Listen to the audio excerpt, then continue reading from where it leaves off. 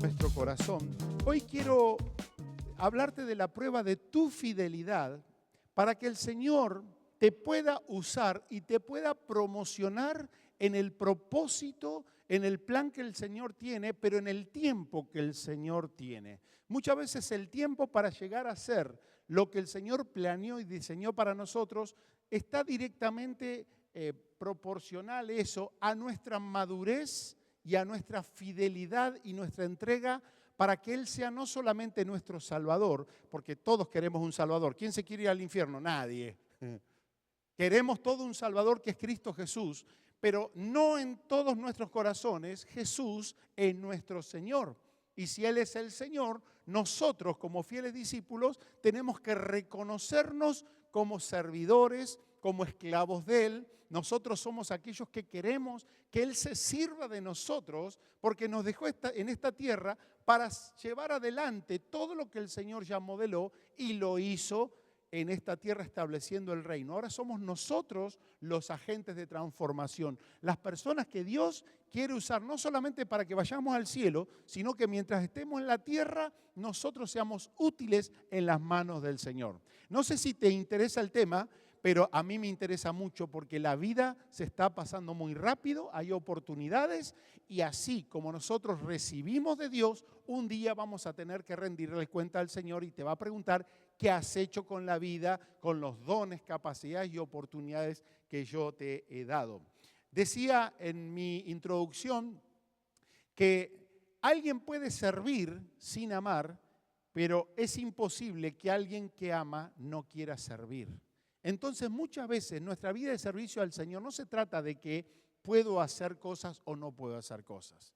No se trata de mis excusas, uno de esos es no tengo tiempo. El no tengo tiempo es una mentira santa que nos hacemos a nosotros mismos porque todo el mundo tiene 24 horas. Cuando usted dice no tengo tiempo, en realidad está diciendo no tengo tiempo para esta cosa, pero evidentemente en ese tiempo hay lugar para otra cosa. Entonces tenemos nosotros esas trampas, mentiras personales, que no hablan de que no podemos hacer algo, sino tiene que ver con nuestro corazón, tiene que ver con el amor nuestro hacia el Señor.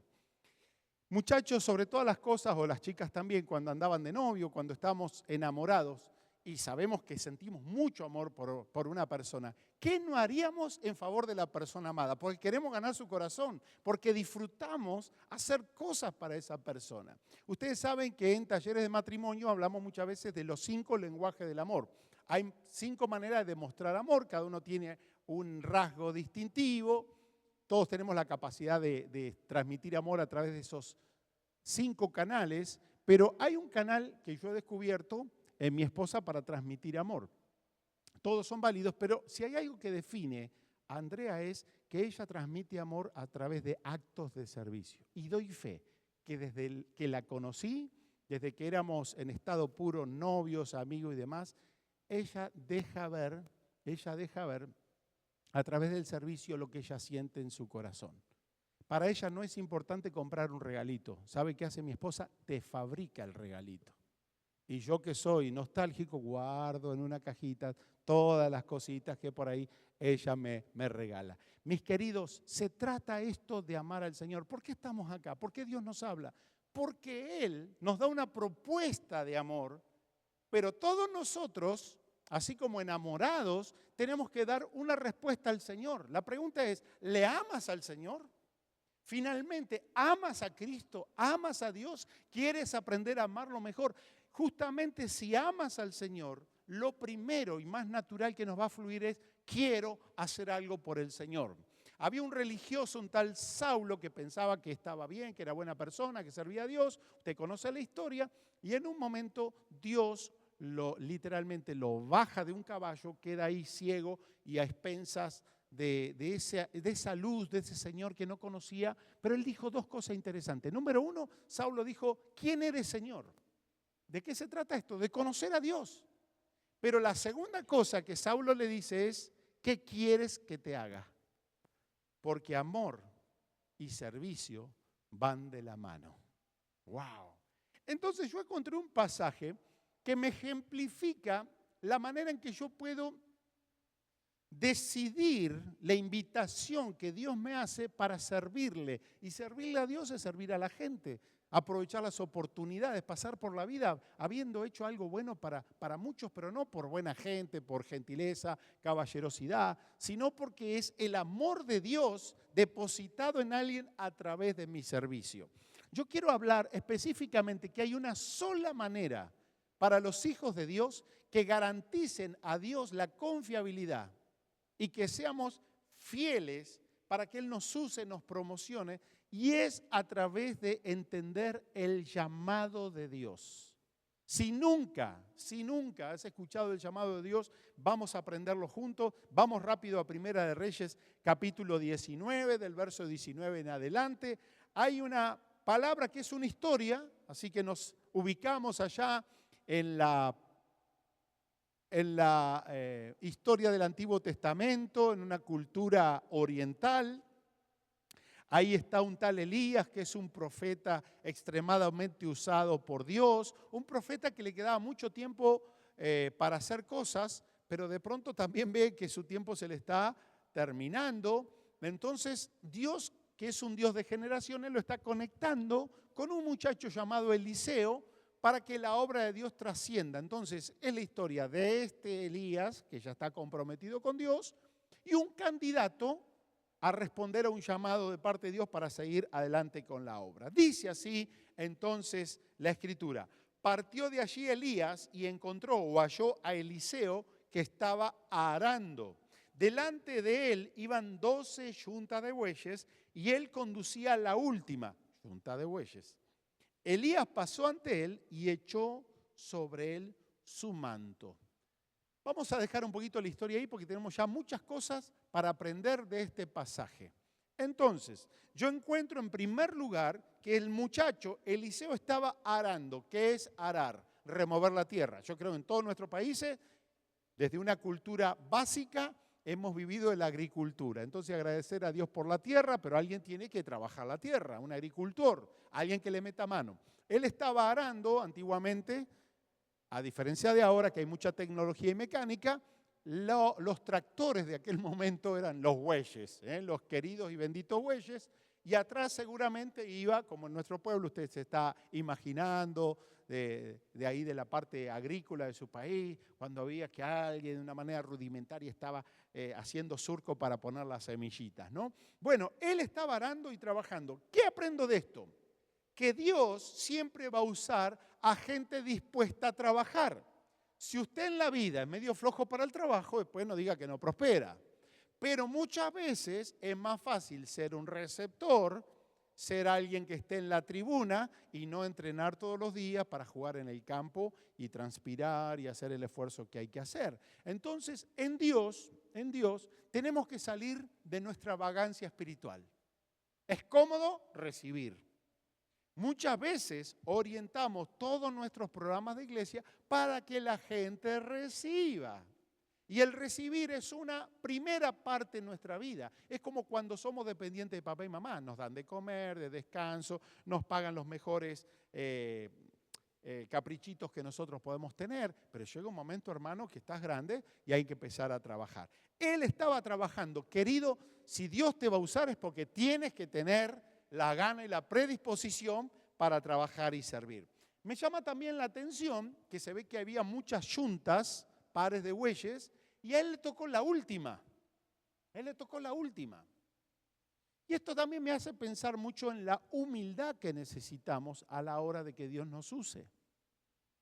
El mundo, y lo dijo Jesús, busca los primeros lugares, busca los nombres, los títulos. En el mundo todos quieren ser señores. El humanismo, el secularismo hacen de fabricar al hombre al estilo Dios. Yo soy lo más preciado del planeta, todo tiene que girar alrededor de mí. Muchas veces esto se nos mete en la iglesia, donde el hombre es el centro de todo, cuando Cristo tiene que ser el centro de la iglesia y nosotros, siervos de Él, para adorarle, bendecirle, servirle, decir, tú eres el Señor, yo soy el esclavo. La última yunta me habla entonces de que quizá Él no era el preferido. No sé cómo agarró esa chamba, changa o trabajito pero lo pusieron al final y no importa, a él estaba trabajando. ¿Sabe que a Dios le gusta la gente humilde?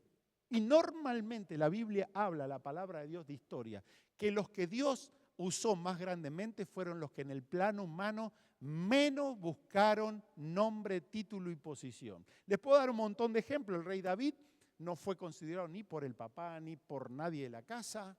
Sin embargo, cuando Dios lo llamó a David, lo fue a buscar al lugar de total anonimato donde él estaba bendiciendo personas y el nombre de su casa. Jeremías dice, Señor, desde el vientre tú me conociste. ¿Quién conocía a Jeremías? Más en ese tiempo que no había todos esos escáneres que tienen las chicas para saber de qué sexo es el bebé. El Señor ya lo conoció. Cuando nadie lo había conocido, Dios dice, ese que nace, ese es mío. Lo vio usar y le dio un llamado. Pablo dijo en un momento, el Señor me llamó como un abortivo. Como un abortivo es un despreciado aún dentro del vientre de la madre, un despreciado. Había un Natanael que era un discípulo del Señor, fue el que menos pantalla tenía, el que menos llamaba la atención. El Señor eligió al contador, a los pescadores, a un pistolero que era un celote de los revolucionarios judíos, pero había uno medio tranquilo, que el Señor lo llama.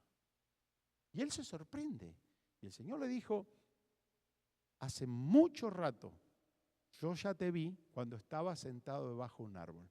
Fíjense, Dios no necesita que usted sea una estrella perfecto ni esté en la primera plana, ni siquiera en su hogar o en su trabajo. Dios te va a ir a buscar aunque estés en la última yunta. Así que, mi querido hermano, encuentro en el final de esto otro elemento muy importante. Esto es central en este pasaje. Dice que Elías echó sobre él su manto. A nosotros no nos dice nada eso. Mi señora me echa el manto, yo le pido el manto cuando estoy mirando una buena película, más nevada como esta semana. Dije, trabajamos desde casa, pero en mi break me voy a un sillón ungido que tengo ahí bien acolchonadito y le digo, poneme el manto. Tengo una mantita ahí donde yo ahí me conecto con el más allá.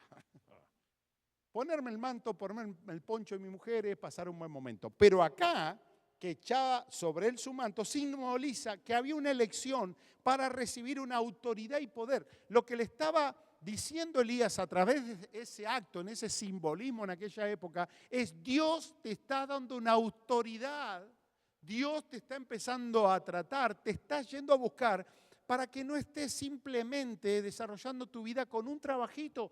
El trabajito donde se ganaba la vida era ahí en el arado, más Dios le estaba diciendo, te voy a posicionar en otro escalafón, en otra plataforma espiritual, ministerial, y yo quiero decirte que el Señor te va a ir a buscar para que no estés en este lugar, en este país o donde estás trabajando simplemente para que bendigas a tu familia con un poco de plata, con un poco de privilegio, sino que Dios te ha traído a este lugar para usarte y que las naciones puedan a través de tu vida conocer al Rey de Reyes y Señor de Señores. El Señor nos desafía diciéndonos, pídeme naciones y te daré por herencia las naciones. Dios tiene otro plan para tu vida. Piensa que Dios te va a tener simplemente por tu trabajo, tu hobby y por comprarte todo lo que más pueda. No, Dios tiene otros planes para tu vida. La Biblia habla de dos llamados. Hay un llamado que le podemos llamar el llamado general. ¿Por qué? Porque es abierto para todos. Y este llamado general, abierto para todos, significa que todos estamos llamados a ser de Jesucristo. Romanos 1:6 dice, entre los cuales están ustedes llamados a ser de Cristo. Nosotros tenemos una amorosa invitación del Padre a que nosotros podamos ser de Jesús. El Señor nos llamó a su reino y su gloria. Pablo está diciendo, el que le llamó a su reino y su gloria, ahí en la carta de Tesalonicenses. Mire usted, semejante sinvergüenza, pecador y gente normal necesitada, tenemos una invitación del mismo Dios, que nosotros seamos de Él, que seamos para su gloria, que seamos para su reino. ¿No se siente usted privilegiado? Eso es amor, ¿no? Eso es amor. Que alguien me ame con lo que yo sé que soy y he sido. Realmente es Dios. Ahora, hay un llamado particular para realizar una tarea particular. Vuelvo a decirle, Dios no solamente está interesado en que usted vaya al cielo, sino que acá en la tierra no pierda el tiempo y sienta que hay un propósito para su vida. Este llamado particular para una tarea particular lo vivenciaron todos los hombres de la Biblia que fueron usados por Dios. Le refiero a algunos. Por ejemplo, Isaías dijo, el Señor me llamó desde el vientre de mi madre, tuvo mi nombre en memoria y el Señor lo estableció por profeta a su generación. Y ahí tenemos el gran Isaías. Fue llamado en un tiempo, en una geografía, en un contexto político. Tengo a los discípulos también, como hablamos recién, el Señor llamó a Pedro, lo vio a Pedro, a sus hermanos. Ellos estaban remendando las redes. Qué interesante. A Eliseo lo llamó, que estaba ahí con el aradito. Pero ahora los discípulos ven que estaban ahí arreglando las redes para volver a pescar y lo llamó. Entonces, quiero que entienda esto. A través del llamamiento general, yo sé que voy al cielo. ¿Cuántos son de Jesús? ¿Cuántos son del reino? ¿Cuántos son llamados y viven en la dimensión de Dios? Por Cristo Jesús. Ahora, a través del llamado particular, yo sé para qué vine acá en la tierra y eso se nos puede complicar. Hay alguno que le puede preguntar, ¿y para qué estás aquí en la tierra? No sé, para algo, y bueno, nunca lo pensé. Mi querido, vivir en la tierra sin saber el propósito es como agarrar un viaje y salirse a cualquier lado.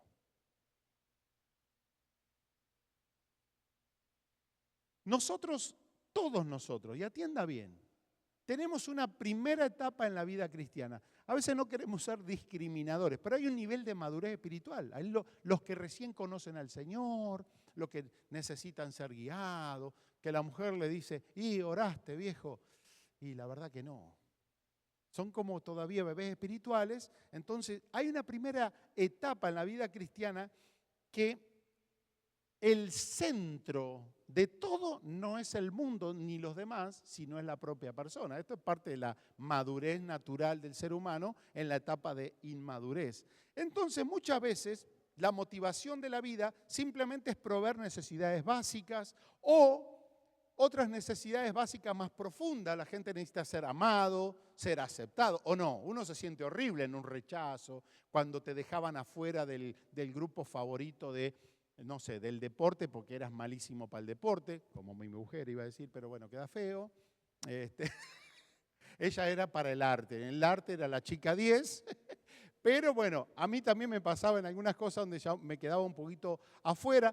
Y en la niñez y en la adolescencia eso pega duro, porque uno está construyendo su vida, quiere tener amigos, quiere ser número uno en todo. Pero muchas veces, como necesidad básica, reaccionamos a justamente el rechazo, el dolor, el desprecio, la oposición. La oposición. En la primera etapa de la vida cristiana también, así como en la vida, muchas veces lo que está primando y lo que está motivando lo que hago o no hago es cómo me siento interiormente o cómo me hace sentir la gente. En nuestra etapa de inmadurez muchas veces estamos más pendientes del entorno que de la seguridad de lo que es uno mismo. Y hasta aquí Eliseo con su arado, él estaba trabajando para sí mismo, buscando algo para sí mismo, pero necesitamos conocer el llamado de Dios que trasciende esta primera etapa y nos posiciona en un nuevo nivel. Yo quiero que leamos la segunda parte del pasaje para ir cerrando toda esta historia, y ahí nosotros estamos en el versículo 20. Mire lo que pasó, ¿se acuerda? Llega Elías, lo mira, estaba trabajando, última yunta de bueyes, le lanza el manto de autoridad, pero ahí viene la respuesta de Eliseo. Qué interesante. Dice entonces que Eliseo dejó los bueyes y salió corriendo detrás de Elías y le dijo, te ruego que me dejes besar a mi padre y a mi madre, luego te seguiré. Y él le dijo, ve, regresa, ¿qué te hice yo? Te voy a dar mi versión más criolla. Cuando Elías hace todo lo que hizo, sobre todo le dio el manto, eso generó en el muchacho una respuesta inmediata. Dejó todo. Le dijo: jefe, olvídese de los bueyes, olvidémonos de este arado, olvidémonos de la chamba. Si me debe un cheque, olvídese también, yo me voy. Y se va detrás de Elías. Y Elías al final le está diciendo: hey, por esto simple que yo hice, esto es todo lo que has interpretado. O sea, Eliseo respondió a un estímulo muy fuerte. Quiero decirte que muchos de nosotros nos hemos anulado para que Dios haga algo con nosotros. Yo siempre anhelé servir a Dios, pero honestamente de niño tuve mis limitaciones, mis complejos. No quiero hablar de mí, pero te puedo asegurar que con 3 títulos me defino: acomplejado, siempre con una autoestima baja. He sufrido algunas situaciones de vida fuerte que minaron mi valía personal. Fui creciendo. Yo quería servir a Dios, pero siempre mis prejuicios fueron muy grandes y nunca pensé que Dios podría hacer algo muy, muy importante con mi vida. Pero cuando uno tiene un llamado de Dios, la voz del Señor hace que uno simplemente le diga: Señor, aquí estoy. Y uno entiende que Dios usa el material que nosotros ponemos en sus manos, pero que la obra la hace el Señor. ¿Cuántos creen que Dios es como un alfarero que necesita barrito en las manos y puede hacer la mejor obra de tu vida? Lo puede hacer el Señor. Y yo encuentro en esto una lista de cosas que siente, que hace reaccionar a una persona que siente que tiene un llamado de Dios. La primera cosa que encuentro en esto es que el llamado nos lleva a una renuncia y a tomar una decisión, dejando los bueyes. Usted no tiene que dejar ni el trabajo, ni a su mujer, ni a nada. No deje nada de eso. Lo que tiene que dejar muchas veces es esa imagen de decir: yo no puedo hacer nada, no quiero hacer nada, o Dios no puede hacer nada conmigo. Tenemos que dejar la mediocridad, tenemos que dejar el confort, tenemos que dejar el prejuicio que uno dice: yo no sé nada, no sirvo para nada, los otros son mejor. Tiene que dejar eso. Algo tiene que dejar que usted lo ata al no crecimiento personal. La segunda cosa que veo en él es urgencia. Usted no tiene toda la vida para reaccionar a las oportunidades de Dios. La urgencia es lo que hizo acá Eliseo. Él vino corriendo. Quiero decirle que hoy es el día que usted decida dejar la primera etapa de la vida cristiana para trascender a la segunda, del compromiso, de la expansión, de salir del banco de suplente, meterse al campo de juego para meter los goles para la gloria de Dios. La urgencia es que tiene que ser hoy. El llamado implica una convicción interior. Ni Elías sabía lo que había producido el manto en el corazón del muchacho Eliseo. Pero había algo, hay algo, mi hermano, mi hermana querida, que uno siente de parte de Dios, es que uno para algo es necesitado por el Señor. Hay muchos en nuestras iglesias que tienen el síndrome de, ¿cómo se llamaba el de la ballena? Jonás, ahí está. Se me fue en el barquito a Tarsis, por eso no lo estaba visualizando. Gente con el llamado de Dios. Y en vez de ir y hacer lo que Dios quiere que haga, le voy a decir algo, en el fondo todos sabemos lo que tenemos que hacer. Pero es más fácil huir el llamado de Dios, tomarme un barco a Tarsis donde los demás reman, suben las velas, donde hacen el gasto, y yo estoy plácidamente en el barquito de Jesús, buscando la iglesia más cómoda, donde encima tengo requerimiento. La pregunta es: ¿y usted qué hace? ¿Qué suma? Porque muchas veces, cuando no abrazamos el llamado de Dios, estamos viviendo del llamado del otro y reclamamos del compromiso del llamado del otro con el Señor. ¿Me va entendiendo? Entonces, en algún momento uno tiene que reconocer cuál es la convicción interior que hace que usted tenga que empezar a caminar en el propósito de Dios. Jamás decidas algo si no tienes la plena convicción de que Dios te está llamando a realizar algo, porque te puedes meter en problemas. Ahora, si sabes que Dios te dijo que hagas tal cosa, no dudes, mira que te mando que te fuerte, que seas valiente y que le des para adelante, porque el Señor va a estar contigo. ¡Wow! Mire, el muchacho salió entonces detrás de Elías y en un momento Elías le dijo, este muchacho está tomando todas las cosas muy en serio. Y Eliseo le dice, tengo que hacer algunas cosas antes. Va a tardar muy poquito tiempo, ¿no? ¿Se acuerda que le dijo en primer lugar, y me enternece, primero déjame que le doy un beso a papá y a mamá? ¿Sabe que todos de alguna manera que estamos en este país hemos dejado afectos? Muchos tienen mamá, la vieja ya en casa.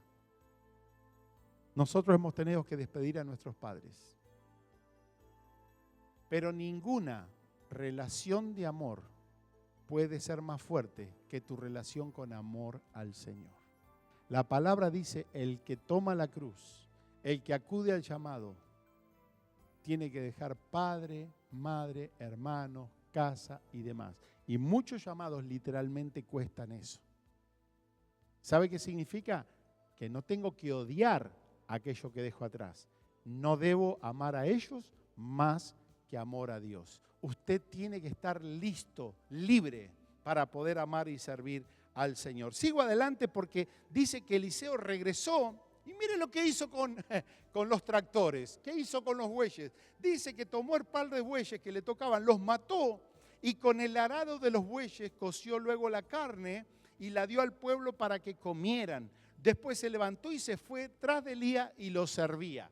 Uy, me encanta esto. No sé usted qué está viendo en esto. Pero es una persona que entendió el llamado. Le recuerdo que él trabajaba para su propio beneficio.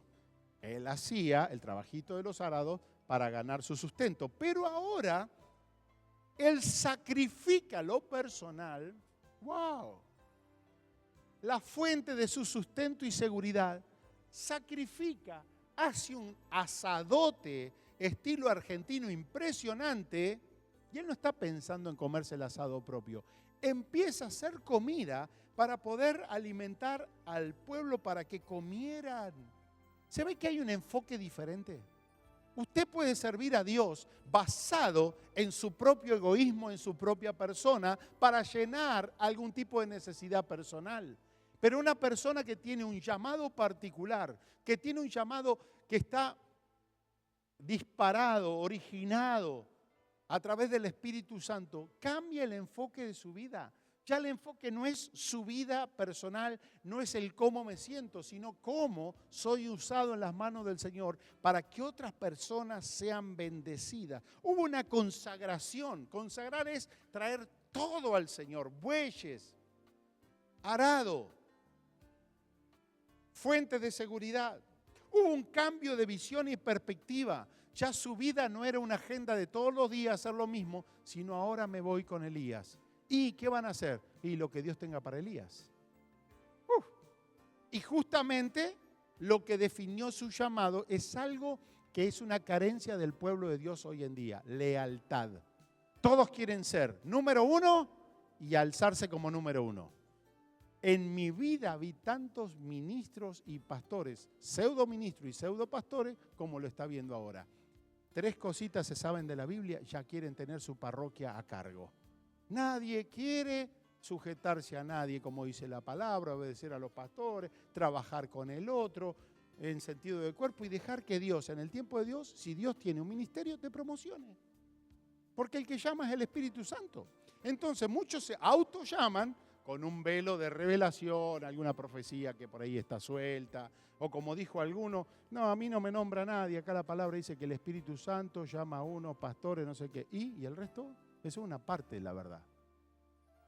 Pero se autoproclaman, porque esto es una carencia que tenemos ahora, es un llamado siempre primero a servir junto a. No hay un Josué exitoso si primero no fue encontrado por el Señor sirviendo fielmente a su Moisés. No hubo un Timoteo preparado para la nueva generación si primero no se dejó enseñar por su Pablo, y así la Biblia está llena de estos ejemplos de trabajo conjunto generacional para que el Señor pueda promover. Entonces, muchas veces, nosotros más hemos estado pensando en nosotros, aún en el ministerio, que de poder ser útiles en las manos del Señor para bendecir a las personas. Alguien dijo que nuestro ministerio es grande y es bendecido de acuerdo a la cantidad o al tamaño de gente que nosotros bendecimos en el mundo que el Señor nos permite servir. Algunos, y Jesús dijo, esto no es así, se creen grandes para servir. Jesús dijo, el menor va a ser grande en el reino y está para lavar pies sucios de las demás personas. Wow. ¿Sabe que el Señor me ha confrontado tanto a mí en esto? ¿Por qué me sirves?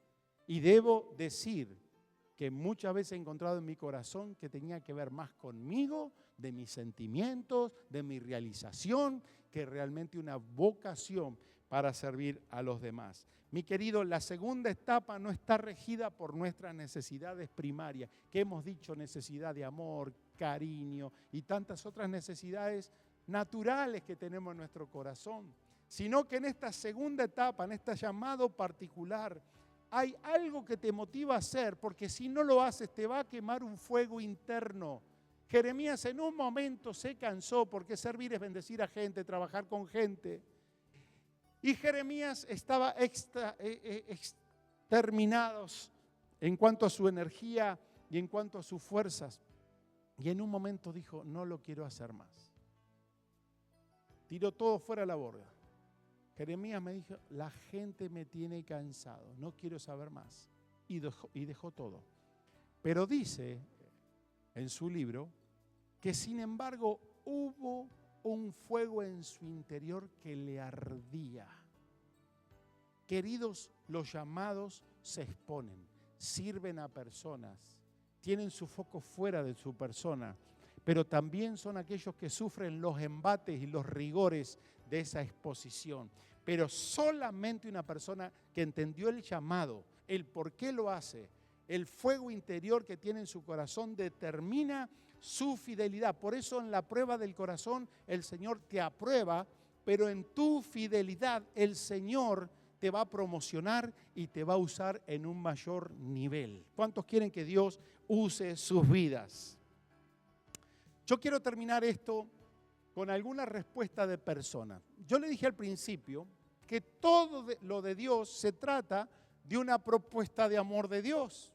Y está esperando una respuesta de amor que implica mi servicio. El Señor siempre buscó gente, siempre el Señor buscó gente.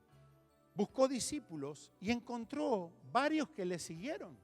Varios que Jesús en algún momento les probó la fidelidad diciéndole, hey, ustedes están conmigo porque quieren sufrirla conmigo, hacer la obra que tenemos que hacer acá en la tierra. ¿Están por el beneficio o realmente están por fidelidad? Y el Señor los invitó a retirarse porque había gente que sí eran discípulos hasta que sus necesidades están resueltas. Con Jesús me siento bien. Y el día que se cortaba la provisión, Jesús dice, voy a probarte el corazón. Y algunos ya se volvían atrás. Y Jesús a los fieles que tenía alrededor les ha dicho en más de una oportunidad, ¿quieren irse ustedes también? Váyanse.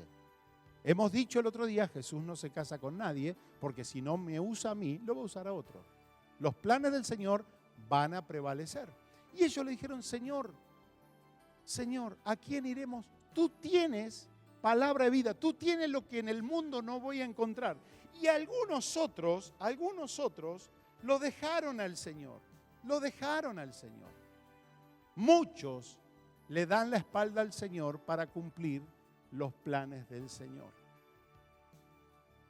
Pero yo quiero terminar esto abriéndote mi corazón, porque en el ministerio cristiano y en el pastoral ya casi vamos para 25 años, increíble. Pero desde que tengo uso de razón quise servir al Señor. Toco la guitarrita desde los 6 años. De los 6 años. No había celulares, gracias a Dios, no había tablet, no había nada, ni siquiera televisión en casa, porque era la forma de vida lo más sencillo que había. Entonces me amigué con instrumentos, veía a mi papá predicar, viajar, abrir obras, estar con la gente. Mi papá fue mi seminario. Yo aprendí todo más de mi papá que de los libros en sí. Y de pronto empiezo a servir al Señor y cada vez la responsabilidad fue más grande, pero cuando más responsabilidad, más frustración también tuve. Más de una vez quise dejarlo todo. Más de una vez me equivoqué. Más de una vez dije, esto no es para mí. Y yo quiero terminar mostrándote de una manera muy simple y escueta el corazón de alguien que me enseñó a cómo orientar mi motivación en el Señor a la hora de servir. Te voy a hablar de San Pablo.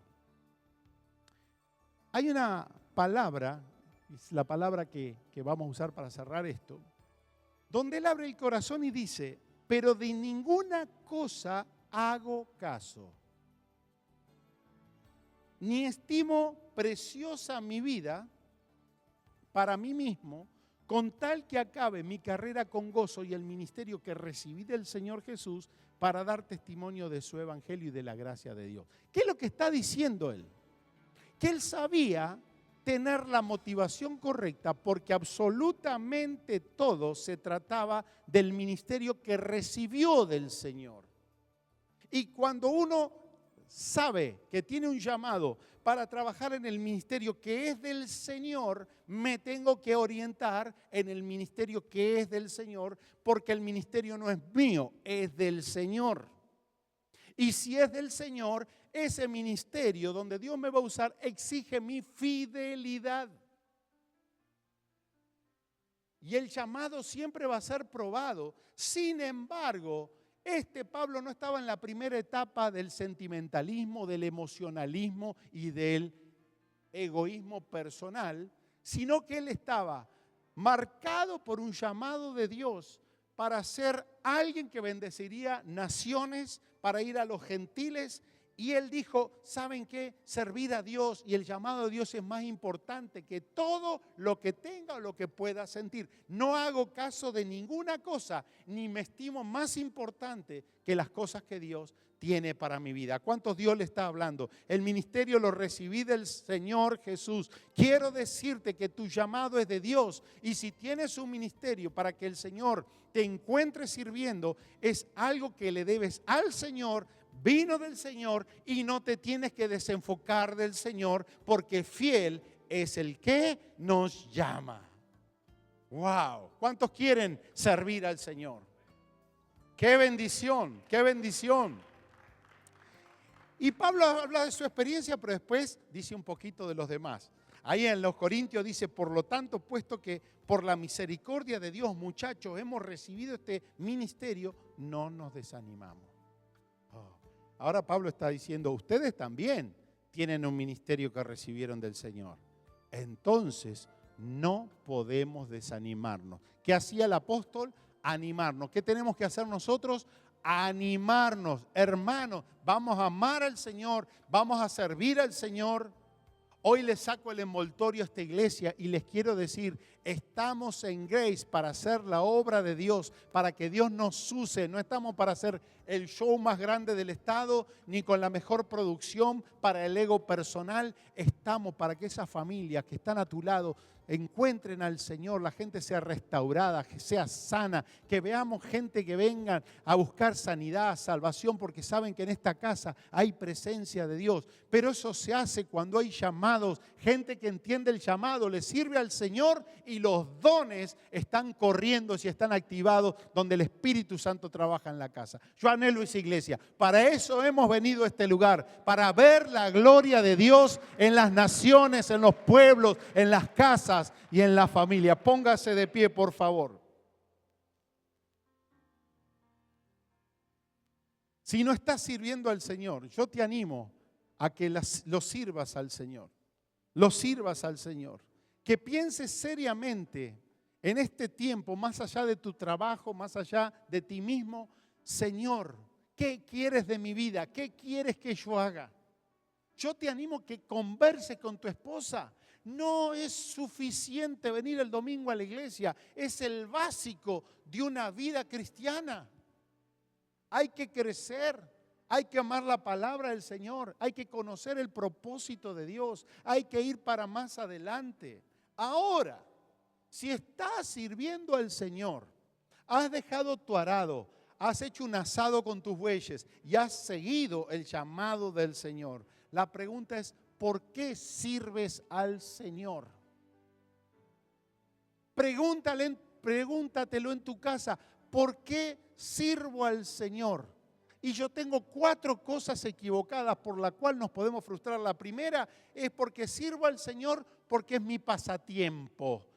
Si me sobra el tiempo, yo voy a servir al Señor. Eso no es llamado, eso no es prioridad. Eso es negocio barato con Dios. Si usted sirve al Señor, dele su mejor fuerza, su mejor tiempo, su mejor capacidad. Todos podemos ser útiles, pero a los 90 años usted ni se va a acordar dónde vive, menos se va a acordar las citas bíblicas. Si es un pasatiempo servir a Dios, usted lo va a servir solo cuando tenga tiempo. Si usted sirve porque es lo que le gusta, cuando le toque hacer lo que no le gusta, lo va a dejar de hacer. Si es por un impulso, ¿qué va a hacer cuando se le vaya el impulso y las ganas? No lo va a hacer. Si usted sirve al Señor porque se siente bien sirviendo al Señor, ¿qué va a hacer cuando no se sienta bien porque las circunstancias no vienen bien? Por eso le hablo de Pablo. Hay pasajes donde dice, servir al Señor me demandó estar solo, estar azotado, estar en naufragio, estar en la cárcel, estar con hambre. Mire, en la iglesia de Pablo no va nadie, se queda solo Pablo. ¿Quién quiere ir a una iglesia así? Pero le quiero decir que sí hay gente en todo el mundo que ama tanto al Señor que está dispuesto a pasar todo por causa del Evangelio. Nosotros estamos en un salón sumamente confortable, cae una lluviecita y ya no vamos a orar, y no, que el tiempo y se me rompió el carro y acá y allá. En este momento, y tengo amigos que están en el mundo árabe, hermano, pagando precio, y si no le mandamos una ofrenda, no tienen para comer. Sus vidas están expuestas. Los que están del otro lado están llevando el Evangelio a ese mundo que necesita porque entendieron el llamado. Motivación significa lo que me mueve, lo que me mete a la acción. Y eso es lo que Dios quiere ver en mi vida, que es lo que me mueve a hacer lo que estoy haciendo. Jesús dijo, si alguno me sirve, sígame, y tiene que estar donde yo estuviere, porque allí estará mi servidor. Y si alguno me sirviere, mi Padre le honrará. Yo quiero seguir sirviendo al Señor. Cierre sus ojos por un momento. Wow. Mi querido, usted no es una casualidad. Usted no es una casualidad. Usted tiene vida, usted tiene salud, tiene una oportunidad que el Señor quiere usar para que usted encuentre el propósito del Señor aquí en la tierra. Si usted entendió la palabra, yo quiero que ore al Señor y diga, Señor, yo quiero escuchar tu voz. Señor, yo quiero escuchar esa voz donde me estás llamando para ir más allá de lo que estoy haciendo. Señor, quiero tener la experiencia que lo que hago no es suficiente para sentir que estoy realmente realizado. Señor, entiendo por tu palabra que hay mucho más para mi vida, que no tengo excusas, que tú no eliges a los perfectos, tú no estás eligiendo a los preferidos de alguien o de la casa, sino simplemente reconozco, Señor, que necesitas que yo me aliste y me predisponga para que tú me uses. Mi querido, si Eliseo no obedecía y respondía al llamado de Dios, todo lo que vemos en la vida futuro de él no hubiese sucedido. Detrás de Eliseo hubo fuego del cielo, hubo milagros, resucitaciones, hubo sanidades, hubo palabra profética. Yo quiero decirte, hoy es el día. El Señor te trajo para decirte, hasta aquí es tu primera etapa. No voy a ir a las cosas del Señor para ver qué me dan, cómo me siento y de qué me puedo seguir nutriendo, sino que hoy le digo, Señor, usa mi vida para tu gloria, que sea de inspiración para alguien, que Señor pueda salir de mi comodidad y mi confort y que pueda hacer lo que tú me estás hablando a lo profundo del corazón.